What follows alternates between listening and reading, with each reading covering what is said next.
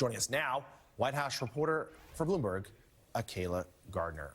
Akayla, good to see you this morning. So, storms inevitably get politicized. We know Donald Trump was in Georgia earlier this week making false claims that the White House had not been in contact with Governor Brian Kemp of Georgia, for instance. The governor said, yes, the president called me.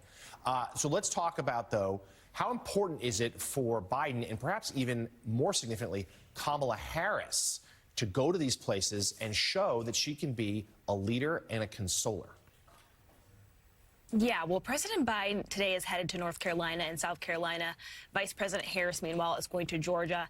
And something that I think is notable is the fact that these trips are separate. Vice President Harris is going to North Carolina in the coming days, but she decided to do this trip separately. And this is really a reflection of the fact that she is now on top of the ticket. She really has to prove that she can handle these issues independently as commander-in-chief.